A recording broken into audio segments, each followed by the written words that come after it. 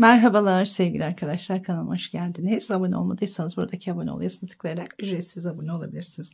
Evet, ikinci bölümü yapıyorum. Birinci bölümü görmek isterseniz hemen videonun altında açıklamalar bölümüne linkini ekleyeceğim arkadaşlar. Bluz modeli bu ikinci bölüm. Burayı birinci bölümde yapmıştık. Şimdi şu kenarda kalmıştım. Bakın şu kenarı da bitirdim ben. Bu alt kısmı da, kenarı da beraber yapacağız. Bu ön parça, ön arka aynı şekilde örülüyor. Omuzlarımız, yakalarımız ayrıntılı bir şekilde bunu birinci bölümde izleyebilirsiniz. Şimdi hemen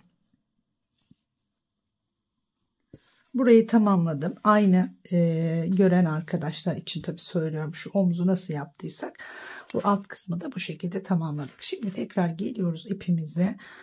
Buradan takıyoruz. Şu kısmı da aynı şekilde keserek tamamlayacağız. Bakın şöyle 3 zincirli, burada en son kesmem buradaymış. Bu trabzanın üzerinden giriyorum.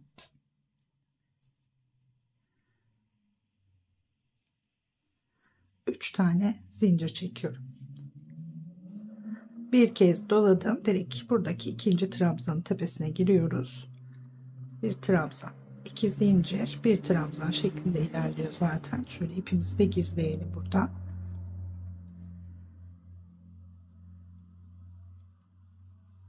Her iki taraftan keserek alt kısmı düz bir hale getirmiş oluyoruz.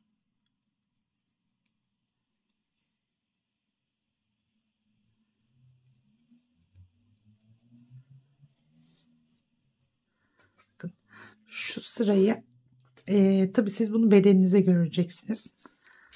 Burayı böyle git gel yaparak ördük. Ne kadar uzun istiyorsunuz o şekilde o uzunlukta komple döne döne örüyorsunuz. Şuradaki uzunluğa karar verdiğinizde kenarları bu şekilde kapatıyorsunuz. Şimdi ben şuradan itibaren bakın 14 sıra burası. Burası da 14 sırada bitirdim. Ve kenarı, yan kısmı, daha doğrusu burası tam böyle koltuk altına gelen yan kısım. Burayı bu şekilde üçgen bir şekilde her iki taraftan keserek git gel yaparak kapatacağım.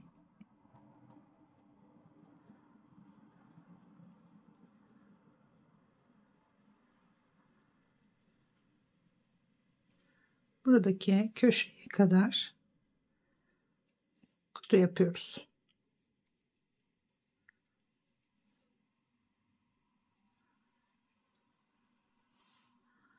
Evet. Bakın şuradan şöyle birleştirdim. Burada da aynı şekilde birleştiriyorum. 2 zincir çekiyorum. Trabzanın tepesine batıyorum önce, ilk trabzanın. Sonra buradan tığımı dolayıp köşe boşluğunun içine giriyorum. Bir tane üçlü trabzan yaparak çekiyorum. Tekrar 3 tane zincir çekiyoruz. Arkasını çeviriyoruz. Yine buraya kadar geliyoruz. Bakın şu 1 2'ye değil 3.'ye batıyorum. Hem gelirken hem giderken kesmiş oluyorum bu şekilde.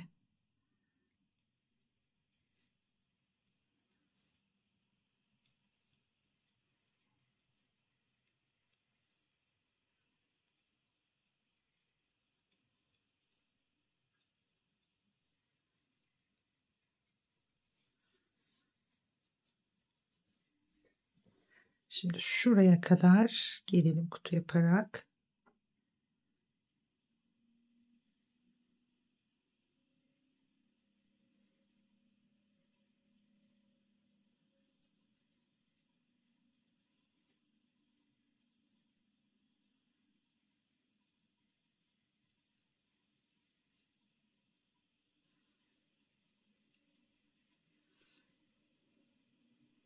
Ve şurada kesmiştim.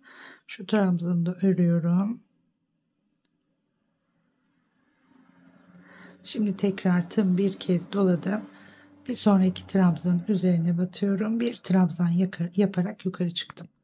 Yine 3 tane zincir çektim ve tekrar döndüm.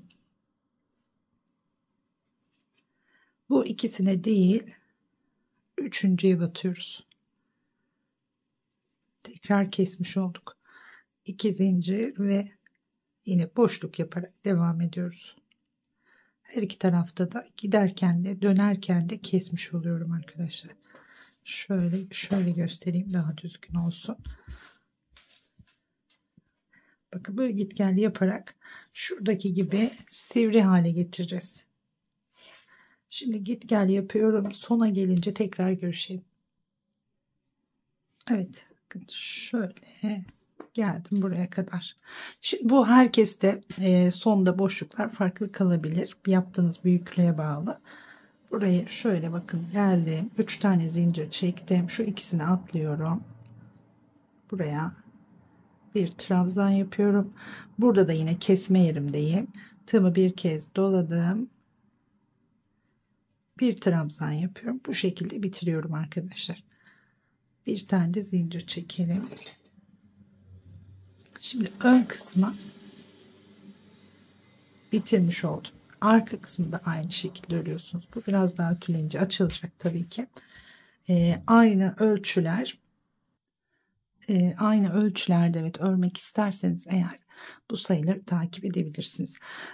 Bu da 36-38 beden için uyumlu olabilir. Dediğim gibi boyu uzatmak isterseniz buraya bu şekilde biraz daha git gel yaparak gidiyorsunuz. Buradan hep kesiyorsunuz. Şuralardan artırıyorsunuz. Bunlar birinci videoda ayrıntıları mevcut. Yaka da arkayı yaparken onu bahsetmeye çalışacağım. Yine aynı açıklıkta bir yaka yapabilirsiniz. Ya da şuradaki kesme işlemini biraz daha yukarıdan yaparak arkayı yükseltebilirsiniz. Evet, tek bir motif gibi başlıyoruz arkadaşlar. Önce şöyle ördüm.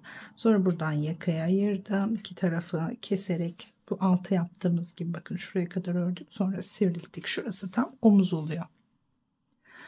Diğer ikinci parçayı da örüp koltuk altları burası olarak belirliyoruz. Dikiyoruz buralardan. Omuzları birleştiriyoruz. Bu kadar. Umarım beğenmişsinizdir arkadaşlar. Sormak istediğiniz bir şey olursa yine bana yorumlardan yazarsanız yardımcı olmaya çalışırım. Kolay, alt kısmı da böyle düzgün bitiyor. Altına bir sık iğne gidebilirsiniz ya da trabzan gidebilirsiniz, nasıl isterseniz. Çok hoş, güzel duran bir model olacağını düşünüyorum. Evet, görüşmek üzere diyorum. Daha güzel modellerde. Hoşça kalın.